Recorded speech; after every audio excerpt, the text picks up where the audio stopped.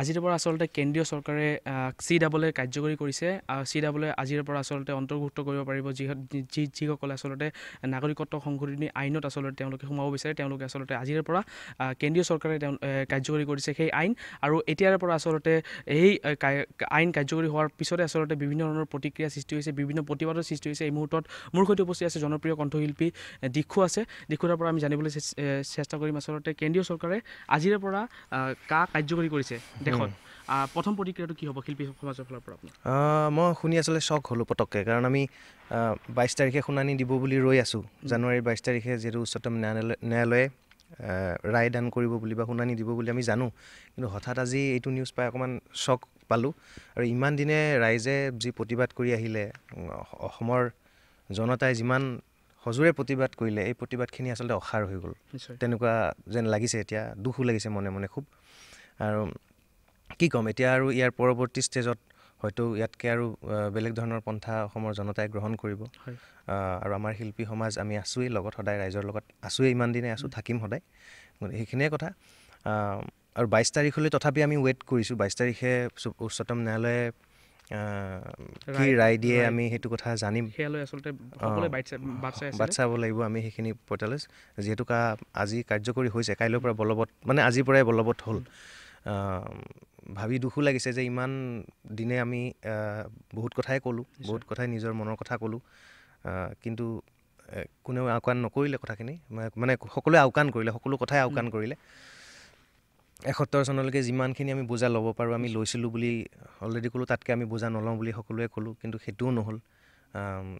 তেওঁলোকৰ ৰাজ্য চৰকাৰ বা কেন্দ্ৰীয় চৰকাৰৰ মতেই যিহেতু গোটেইখিনি হ'ল, দুখ লাগিছে কথাখিনি জানি। ইয়াৰ পিছত এতিয়া কি পৰৱৰ্তী পৰ্যায়ত কি কৰা হ'ব সেইটো আমি বিলোচনাৰ মাজেৰে আগবাঢ়িম।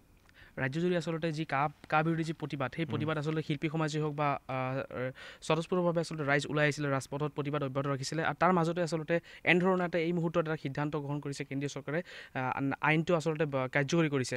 আৰু শিল্পী সমাজৰ ফালৰ পৰা পৰৱৰ্তী সময়ত আচলতে কেনেকুৱা ধৰণৰ প্ৰতিবাদী কাৰ্যসূচী আপোনালোকে ৰূপায়ণ কৰিব? ইমান দিনেতো সকলোৱে দেখি আহিছে, আমি সজোৰে প্ৰতিবাদ কৰি আহিছোঁ শিল্পী সমাজে। প্ৰতিটো মুহূৰ্ততে আমাৰ প্ৰতিবাদ বলবৎ হৈ আছে। গতিকে এনেকুৱা ধৰণৰ প্ৰতিবাদ আমাৰ চলিয়ে থাকিব। আৰু এতিয়া আচলতে আমি ইয়াৰ পিছত কি কৰা উচিত সেইটো আমি বিভিন্ন আমাৰ ছিনিয়ৰসকল আছে, ছিনিয়ৰসকলৰ লগত আমি কথা পাতিম। কি কৰিলে ভাল হয়, এতিয়া বিবেক বুদ্ধিৰে কামখিনি কৰি চাব লাগিব। অকল ৰাস্তাত প্ৰতিবাদ কৰি থাকিলে হয়তো সমস্যাটো সমাধান নহ'বও পাৰে। ইয়াৰ কাৰণে কি কৰিব লাগিব সেইটো আমি ভালকৈ গম পাই আমি কৰিব লাগিব। অসমীয়াৰ আৱেগ অনুভূতি আচলতে নস্যাৎ কৰি আচলতে এই আইনখন অসমীয়াৰ ওপৰত জাপি দিবলৈ চেষ্টা কৰা হৈছে এক প্ৰকাৰ বলপূৰ্বকভাৱে। আৰু এই বিষয়ে আচলতে আপোনালোকৰ যি প্ৰতিবাদ, সেই প্ৰতিবাদ আচলতে অব্যাহত আছে আৰু থাকিব। আৰু এই বিষয়ে আচলতে গোটেই আচলতে যি কেন্দ্ৰীয় চৰকাৰৰ যি হঠকাৰী এটা সিদ্ধান্ত এই মুহূৰ্তত গ্ৰহণ কৰিছে কেন্দ্ৰীয় চৰকাৰে, ৰাজ্য চৰকাৰক এই মুহূৰ্তত কি ক'ব বিচাৰিব? মই অনুৰোধ কৰিব বিচাৰিম তেওঁলোকক, বিনম্ৰভাৱে অনুৰোধ কৰিছোঁ যাতে বলবৎ নকৰে, নহ'লে অসমত আৰু জুই লাগিব। অসম আৰু ভয়াৱহ পৰিস্থিতিৰ সৃষ্টি হ'ব পাৰে।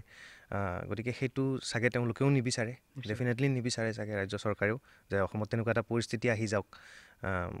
মানুহে খুব দুখ পাইছে, তেওঁলোকে বুজিব পাৰিছে ইতিমধ্যে চাগে, জনতাই খুব দুখ পাইছে যিহেতু। আৰু এইটো স্পষ্ট কথা আৰু চিধা কথা যে আমি বোজা ল'ব নোৱাৰোঁ আৰু ইমান দিনে আমি লৈছোঁ, তাত বাহিৰে আৰু নোৱাৰোঁ আৰু 71 চনলৈকে ল'লোঁ। দিক্ষুদা, আচলতে 22 তাৰিখলৈ আচলতে 22 জানুৱাৰীলৈ সকলোৰে দৃষ্টি নিবদ্ধ আছিলে সুপ্ৰিম কোৰ্টৰ যি আচলতে ৰায়, সেই ৰায়ৰ ওপৰত সকলোৰে দৃষ্টি নিবদ্ধ আছিলে।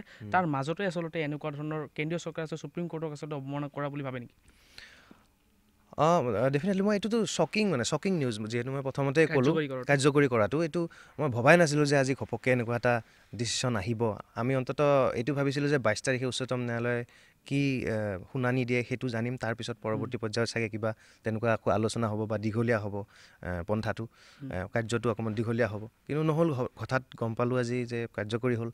দুখ লাগিছে আৰু ভাবি পেলাই দুখ লাগিছে। ইমান আন্দোলন কৰিছে মানুহখিনিয়ে, সকলো কাম বন বাদ দি মানুহখিনিয়ে, কেৱল শিক্ষাৰ্থীয়ে পঢ়া শুনা বাদ দি ৰাস্তাত নামি পৰিছে। শিল্পী সমাজেও নিজৰ কৰ্ম এৰি যিখিনি সময়ত আমি গান কৰি থাকিব লাগে সেইখিনি সময়ত নকৰি আমি পিছুৱাই গ'লোঁতো এইখিনি সময়ত। তো সেইটো নকৰি আমি আন্দোলনত ব্যস্ত হৈ আছোঁ, বা এইখিনি পৰ্যায়ত আমি মানসিকতাও নাই। এইখিনি সময়ত গান কৰা আচলতে প্ৰথম কেইদিনত মানসিকতাও নাছিলে একেবাৰে, সঁচা কথা ক'বলৈ গ'লে। তো সেইটোৱে মই অনুৰোধ জনাওঁ যাতে তেওঁলোকে কাৰ্যকৰী নকৰক, আৰু সেইটো মোৰ ফালৰ পৰা অনুৰোধ।